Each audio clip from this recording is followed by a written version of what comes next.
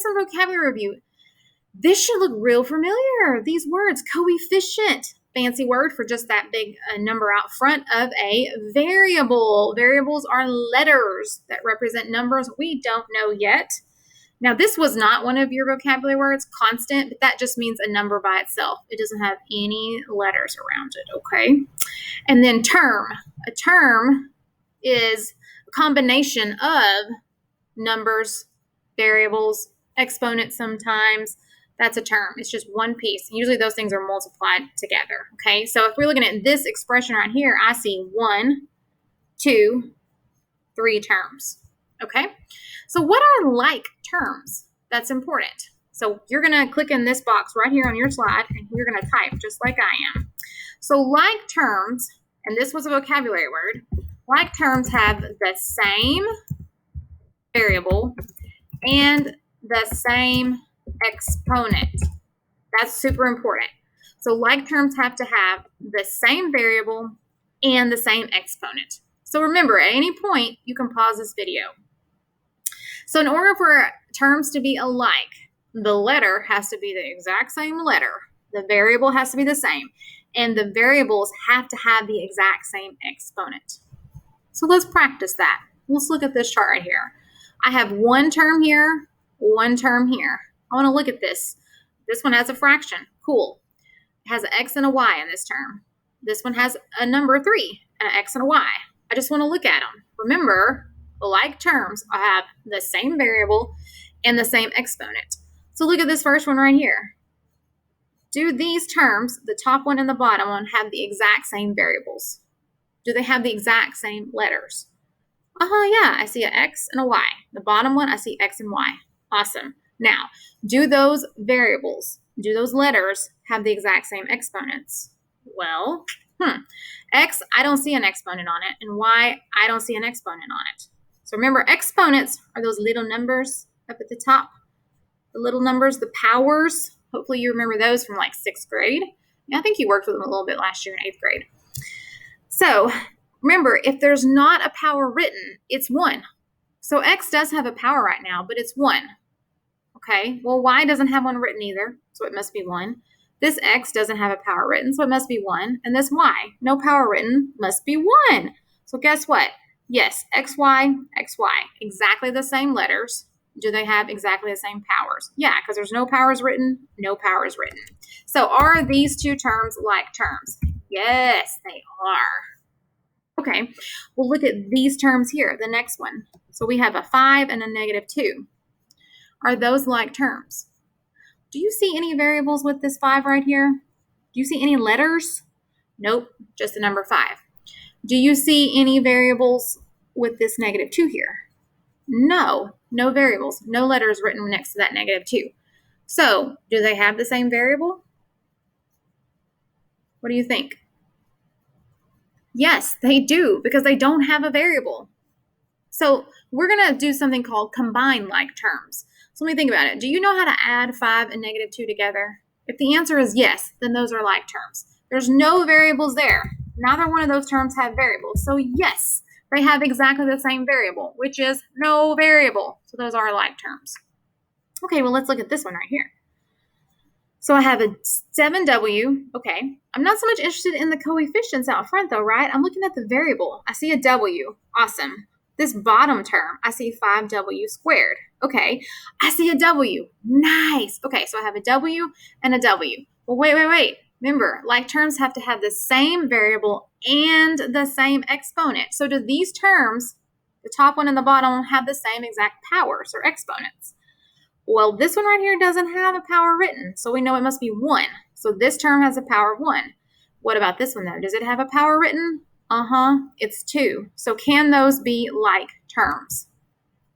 I hope you said no. There's no way those are like terms. They can't. They do have the same variable, same letter W, like it. They don't have the same exponent, though. 1 squared, and 1 does not have a power of 2. It's not written, so it has a power of 1. So they cannot be like terms. Okay, so look closely at the last one. What do y'all think? Are they like terms? Let's see. I'm seeing a Z in the top one. Okay, that's awesome. and a G. Okay, let me check the bottom. I have a Z and a G. Perfect. Love it. So I do have the same variables. Now hang on a second. Do I have the same exponents? Well, I see a 3 and I see a 3 in the bottom term. That's the same power. But wait. What's the power on this Z? Well, it's 1. What's the power on this Z? 3. That's not exactly the same. What's the power on this G? 3. What's the power on this G? 1. Oh, no way, Jose. These are not like terms. No. The power has to be on the same variable. So the variable has to have the same power in both terms. Okay? So that can get a little tricky. So the next thing we want to do now is go to our next slide. So this is where we want to stop. And we want to think about how do we simplify expressions. That's the goal of our first lesson here. We want to learn how to simplify expressions. Well, guess what? It all has to do with like terms. We have to be able to recognize what's a like term. It's that whole same variable, same exponent kind of thing. Once you can pick out, okay, that's a like term with this one, you're on the road. You've got it. The next thing you need to do is simple addition and subtraction of, click here, the coefficients. Okay. Big word there. Remember, coefficients just means the number in front of the terms, the number in front of the variable. So simplifying algebraic expressions is as simple as looking at something and saying, you're a like term with this one. You have the same variable, the same power. Check, check, check. Now, I'm just going to add up the numbers in front. That's it. That's all it is, guys, okay?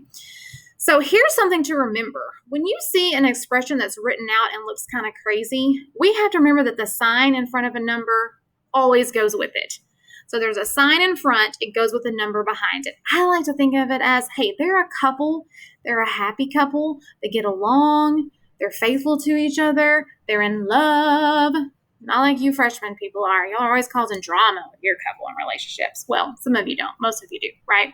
No, this couple, they've been together a long time. Do not break them up, all right? Don't be a homewrecker. The sign has to go with the number behind it, okay? Keep that in mind. We have some fancy dancy little steps for simplifying expressions. And if you look on the wall in my classroom, to your right, you should see it on the wall over there by the whiteboard, okay? We will refer to this.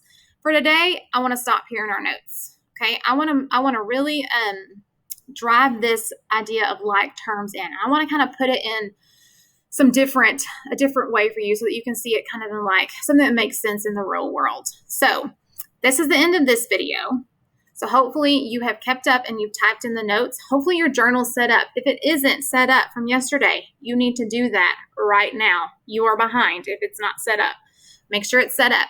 Make sure that you have your objectives done from yesterday, okay? Now, remember how I said we were going to link this thing here? I do want to do this before I end this video real quick. So notice this slide right here. Here's where Unit 1, Lesson 1 starts. What slide number is this? Look on the side right here. It's 4. So that means Unit 1, Lesson 1, Simplifying Expressions starts on slide 4. So here's what I want you to do. I want you to highlight this topic right here. Then you're going to go up to this little chain link symbol right here, insert link, click it. Now, look what comes up, very top. Do you want to link it to a slide in this presentation? Why, yes, we do. And you can scroll down. What slide did we say it started on? Slide 4. Hit apply. Boom, it's linked. So now, in a couple months when you're like, wait, how do you simplify expressions? What do you do? All you have to do is click here, boom, guess where it takes you? To that lesson, okay? So we're going to keep linking those as we go along. All right, end of this video, you're going to hit next, and there's going to be another short video, and then you're going to try creating and simplifying your own expression.